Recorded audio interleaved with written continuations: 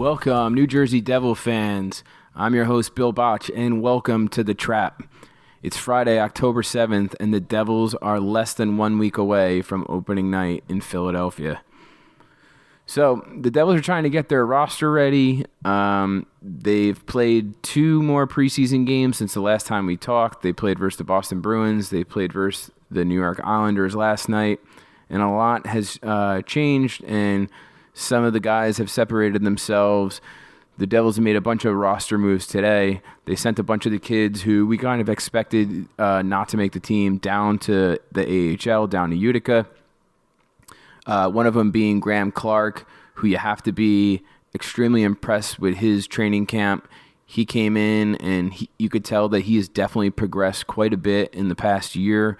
He was kind of an offensive force, and he shot the puck a lot and got the puck on net and drove some offense, and I was really excited to see him take those next steps. He has obviously a great hockey background and pedigree. His brother Brant Clark was one of the top prospects in the draft 2 years ago, and he's a kid that I really liked and was really high on. It was cool to see him take the next steps. He's definitely somebody that I could see where if you can't pay Sharon Govich down the line or one of these other guys down the line, that if he keeps progressing the way that he has, could potentially make his way into the lineup maybe 2 years from now as a third liner or something like that. So I was really happy to see the work that he put in and that it definitely is paying off. A guy who I think has not lived up to the hype is Nolan Foote. He was kind of nowhere to be found in the preseason. I was kind of hoping for him to take that next step. He's obviously known for his big shot. He's a big frame. He's the son of Adam Foote, and that's about it. He does not look like he has the motor. It does not look like he has the skating. It's disappointing. We traded Blake Coleman for a first-round pick and Nolan Foote, and it has not worked out with him. And we drafted Shakira Mukhamadullin with that first-round pick. It was a reach, in my opinion, and he came over. He played in the AHL. I was kind of hoping he was going to stay in North America and hopefully watch him progress and get used to the North American ice. They send him back to Russia, and with all that's going on in the world in Russia, I mean, it doesn't seem like, you would if you thought you were really high on a guy, you wouldn't send him back over there, but he's back over there, and he's definitely looks like he's a project, and it would take years before he ever cracks the lineup for the Devils. So that's kind of tough. Another guy, another Russian who's playing pretty good was Nikita Utica. He was a guy that was fighting for that 6th and 7th defensive spot with Kevin Bahl, and Utica and Bahl, there was clearly a separation of talent. The last 2 games especially, Utica had a brutal game on the island last night. He was on the ice for 4 goals against. He was caught out of position. He had a rough time of it. He turns the puck over a lot. He didn't play nearly as physical as I know that he can play and I think wants to play. And so he gets sent down to Utica. He's another guy that's going to be nice to have in your pipeline, though.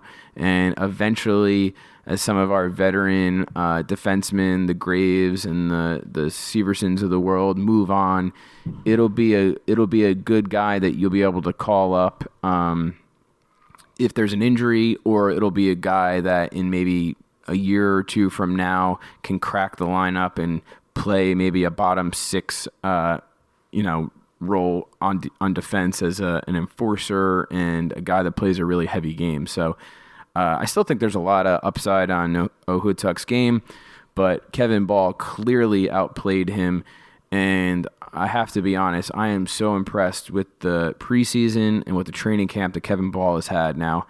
He came into the Devils, and we were really excited about him. His size is obviously, you can't teach that. And his skating wasn't great. I thought his decision making was a little, and I'm talking about when we first brought him over, and I thought his decision making, he was a get the puck and kind of fire it off the glass out of the zone kind of guy. And he's put in a lot of work, and you can really tell. I mean, his skating clearly is better. He definitely looks like the game has slowed down a bit to him, and he's able to see what's going on the ice, and he takes a little more time, and he makes really smart plays with the puck. I was very impressed. I thought his body positioning was so much better this year. He still can play a physical game, and he's very rangy. I thought he was good with his stick. I mean, the kid really he checked all the boxes for me. I was extremely impressed. And, it kind of reminds me of when the Islanders drafted Zdeno Chara back in the day. Now, I'm not saying that, Kevin Bahl is going to play in the NHL for 20 years and be a Hall of Famer by any means.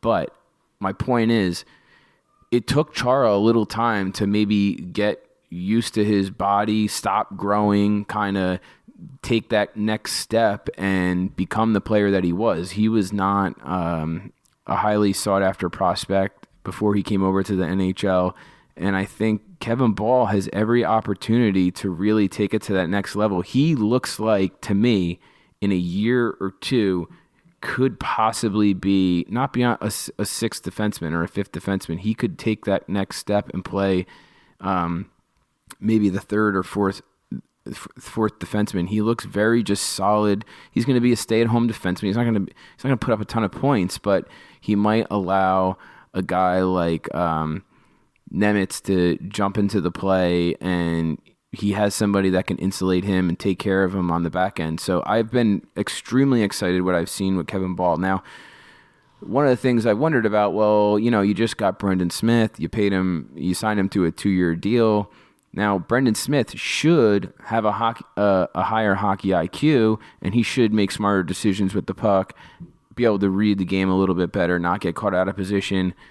But that doesn't seem to be the case. I honestly believe that Kevin Bahl has been in better position and moved the puck better and made better choices with the puck than Smith has. Now, I understand you're paying Smith more money, but that doesn't mean that you double down on it just because you're paying the guy more money and you throw him out there. In my opinion, you throw out the best players, the players that could help your team the most. Bahl has a higher ceiling than obviously Brendan Smith does, and the only way that he could do that is if he continues to get reps and you continue to put him in there in game situations and you let him grow. Now, if you want to rotate them in and, give one of the guys a night off once in a while, that's fine. But if I'm putting together my defensive core, Kevin Bahl is the sixth defenseman to me. So, which is great. That is a good problem to have, and I'm really happy with what we've seen out of him. Couple other players. So now Nico Dawes gets sent down, Akira Schmid gets sent down, and then they release Andreas Johnsson. Now Johnsson, obviously, we got him from Toronto. He comes over. He kind of fits into the age group of our core. He's a guy that you think is older, but he's really like 26, 27 years old. The weird part about him is, and I don't think anyone was surprised when he was put on waivers today. The weird part about Johnsson is he kind of like gets himself in the right position in order to score, but he just can't do it. It's like he fumbles the puck a lot. He makes bad passes. Like anything that can go wrong goes wrong with him. It's like, so he's smart enough to like put himself in the right position, and he'll grind and he'll drive to the net and he'll make hard plays. But holy crap, like the guy just can't finish. It's like anything that can go wrong does when it comes to him. So it was between him and Fabian Zetterlund. They had to make a choice. Who are they going to put on waivers? One of the guys is going to get picked up. Zetterlund played his ass off. He's willing to play the penalty kill. He plays a heavier game. He's tenacious. He has a better shot. He didn't score this preseason, but I think they're thinking long term. And I would have to agree with him. I think Fabian Zetterlund is the better option for the team, and I think he's earned that spot. So I was happy to see Zetterlund make the team. Now, this is where it gets a little funky. So obviously the goaltending was our biggest problem, and everyone's excited because we have Vitek Vanacek, and we have Mackenzie Blackwood, and we even have Jonathan Bernier, who I'm assuming is going to be on long-term IR. Now, Vanacek has looked great. Now, he's let up 1 goal in 2 games, but he just looks square to the puck. He doesn't give up rebounds, And he looks better than Blackwood. And now Blackwood played a really good game against the Rangers. If it wasn't for Blackwood, the Devils would have got blown out. And Blackwood stood on his head and he made a lot of big saves. And it was really encouraging to see. But last night's game versus the Islanders, he let up a couple soft goals. Now, the Devils didn't ice the same kind of team. They played a bunch of guys who were on the bubble trying to make a roster spot. So they didn't play. There weren't many NHL caliber players out there, to be honest. And I get that. And the defense in front of them was not nearly as good. And I understand that. And if you're going to let up goals, let them up in the preseason. That's what the preseason's for, and that's what camp is for. So I have no problem with him letting up a couple of soft goals. My problem was his body language did not look good. He looked disinterested once he gave up his third or fourth goal, and he looked like he was not happy. He looked like he didn't want to be out there. Now, if you have a team that is trying to turn the corner and you have all this talent on it and all these young players and they're trying to build something and they got new coaches and they're doing this and they're doing that, you can't have a cancer on the team. You cannot have a bad attitude. You can't have a guy that sandbags it when stuff doesn't go his way. If you want to have a guy sandbag it on the fourth line or the third line, that's one thing, but it can't be your starting franchise goaltender. Blackwood's problem has always been his mental game. It's not his physicality. The guy is 6'5". He's a freak of nature. His thing has been, how tough is he mentally? And last night kind of scared me. Things didn't go his way for the first time, and he looked like he was kind of pissy. You can't have it. They can't have it. If they want to take the next step and they want to turn the corner, and everybody wants to be part of something, and they want to be moving forward, and they want to get rid of this 10-year drought of shit hockey, you have to have everybody on board. And when stuff doesn't go your way, you have to have the kind of attitude that says, all right, that was last night, this is now, whatever, we're going to look forward, we're going to let that roll off our back, and we're going to go out there and we're going to kick some ass. You can't turn into a guy that starts bringing the team down because you're upset with yourself. You have to be tough. I think that if Bernier comes back, and I get it, he's coming off of a pretty intense injury, but he's already played in he's already played in training camp, and if he comes back and Blackwood is a problem, I wouldn't be surprised if the Devils just said, you know what, enough of this. We can't afford you to be a distraction. We have too much good going for us. We're trying to do good things here. You don't want to be a part of it, go ahead, move on. Because he did go and get a new agent. Typically when players go and get new agents, it's because they want to get moved. He was a distraction last year. He had a problem with the medical staff, which the medical staff could have been 100% wrong. I'm not denying that. But it's either get your head in the game and be a part of this thing and be focused and handle the business that you can, take care of what you can, or move on. I don't think that they're going to have any kind of tolerance for a distraction from Blackwood this year, to be honest with you.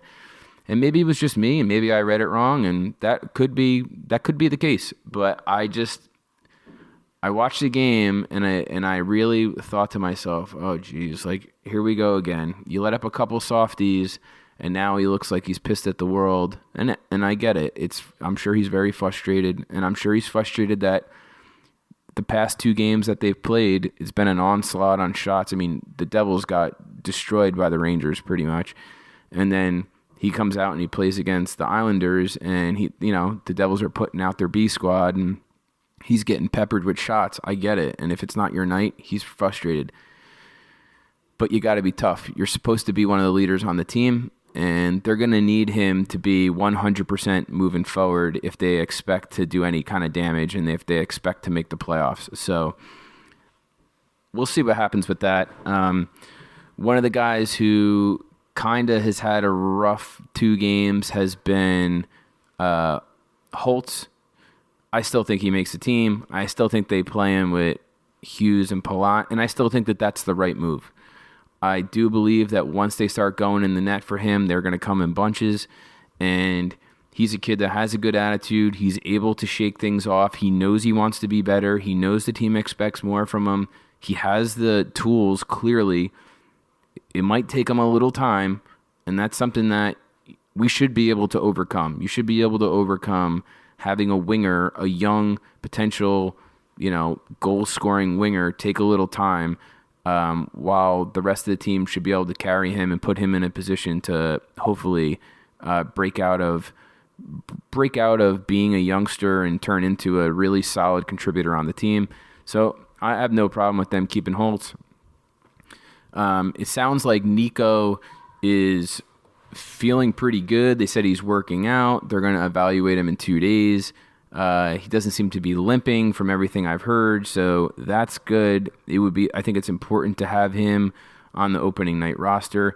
Now, I don't want to see him put out onto the ice unless he's 100% healthy, so I have no problem with them taking time, especially if they're going to be playing the Flyers to start the season. That's going to be a game that you should be able to win, even if you don't have Nico playing. So I'm fine with that. I do wonder, going back to Blackwood, I do wonder if he's going to be upset if Vanecek is the starter on opening night. I think that he has earned it, and I think he's looked better, and I think he's seeing the puck better. So that's going to be interesting to me to see how Blackwood reacts to that and how the coaches handle that. Because I hope it's not an issue moving forward, but it wouldn't surprise me if it was. I'll admit I'm pretty impressed with the play from Yegor Sharangovich. He looks like he's kind of taken like another step too. He looks really good. The Devils have to make a couple more moves to be roster compliant. They got to move 3 people, and I think it's pretty obvious to everybody. They're going to move Nemitz down to the AHL. He's looked great in training camp. The future is the sky's the limit with him. There's no reason to rush him. Let him cook down in the AHL, get used to the North American ice, get in some confidence. If they decide to move Severson, then you might want to bring him up. But for right now, that seems like an obvious choice to me. They're going to move Gearston down there, and then they will move Tyce Thompson. He's been injured. He obviously was injured all last year too, so you'd hate to see if that continues to be a thing for him. But those 3 guys, I think, will be down in Utica. Damon Severson has looked really good. I mean, I'm not trying to keep selling Severson. I'm saying he looked really good. I don't know if he's playing because he wants to be on the team again and he wants the team to re-sign him, or he's playing because he's going into a contract year. But he's been like kind of dancing at the blue line. He's made a couple really nifty moves, and you have to like what you've seen out of Severson. And anybody that thinks that you're not going to miss him when he leaves is just mistaken. Now, the question is going to be, do the Devils have enough money to pay him? And if they don't, that's understandable. You have a bunch of young defensemen that are coming in. Speaking of, Luke Hughes is back on the ice tonight for the first time since his injury. Now, Seamus Casey played in his spot the other night, and if you watched his game, he looked crazy. He had 2 goals. One of them was a really beautiful backhand goal that he took in from the point and kind of danced around a little bit. So the Devils have a lot going on in their pipeline as far as young talent and a defenseman especially, which I'm a big build from the goalie out kind of guy. So if you have a good back end, I think it leads to offense. So I'm excited to see Luke Hughes tonight, and hopefully he puts together a strong debut for Michigan. Everybody's expecting a lot from him. I'm excited.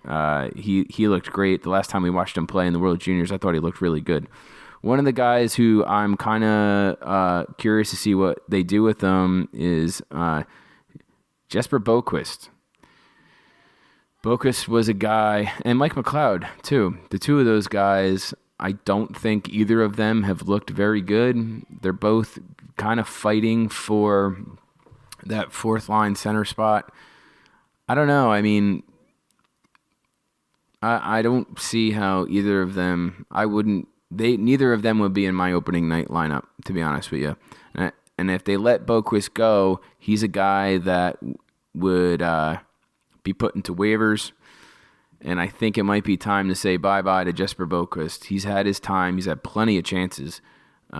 He likes to play in the perimeter. He's not physical. He gets pushed off the puck easily. He's got speed and he's got some skill too. It's not consistent enough for me. Now, my ideal fourth line would be Wood, Bastian, Zetterlund, and I think that would be very hard to play against, which would leave Mike McLeod on the outside too. Now, Mike McLeod is obviously good in the face-off circle. He's got a lot going on with Hockey Canada and that whole situation. But just as a hockey player, I don't think that he earned himself a roster spot. He looks like he's behind the play too much. He hustles, no doubt about it, but I think that a lot of that hustling that you're seeing is because he's behind the play. But I do see a bunch of people that are hopping on the Devils bandwagon because they have had a good preseason. And no, it's not the Colorado Avalanche bandwagon by any means, but we'll go over this in some other episodes, or we can go over it now, why not? So you're starting to look at these analytic models of over-unders for teams and who's going to make the playoffs and who's not going to make the playoffs and percentage-wise based on analytics. So The Athletic has the Devils finishing with 90 points to end the season, which is a 39% playoff probability. So 90 points would be above what Las Vegas has the Devils at. And 39%, if you could steal a couple games, that means that you're in the playoffs. Now, Evolving Hockey has the Devils at 97 points and 73% chance of making the playoffs, which I think is obviously a little high. But Money Puck, who's all analytical, has the Devils having 97 points to finish the year and at 63% to make the playoffs. HockeyViz is at 88 points and a 36% chance. So if you average them out, and I'm looking at this from CJ Turturro, who does a lot of analytical stuff. So thank you for putting this together. But so the average would be a 53% chance of making the playoffs and 93 points to end the season if you were to put them all together. Then I went to Top Down Hockey, and they had the Devils finishing third in the Metro, which is what I had them at, with 92 points and a 49.3% chance of making the playoffs. Pretty impressive. I think people are starting to realize what is going on. A couple people have the Devils finishing higher than the Rangers. Now, do I think Chris Kreider is going to have the year that he had last year with the Rangers? No. Do I think Shesterkin is going to have the same season that he had last year with the Rangers? No. Do I think their backup goalie and Halak or Louis Domingue is going to play the way Georgiev did last year? No. The Rangers had to have a lot of things fall their way to play the way that they did last year. Now, they did get Vinny Trocheck, and they have some young players who they're hoping will develop, but Capo Caco and Alexei Lafreniere, they don't look like game-changing franchise players to me at all. I still love that video of Madison Square Garden going crazy when the Devils took Jack Hughes over Capo Caco. That's the best. It's the best video. So, we'll see what happens. There's going to be some more roster moves. And then the Devils play their final preseason game tomorrow night. And that's basically their dress rehearsal. You'd like to think that they're going to throw their starting lineup out there. And you'll see what we get. And then, before you know it, it's going to be Thursday. And the Devils are going to be playing the Philadelphia Flyers. And then after that, obviously, Saturday on the 15th, we have our home opener. We play the Red Wings. Mo Sider and Lucas Raymond come to town.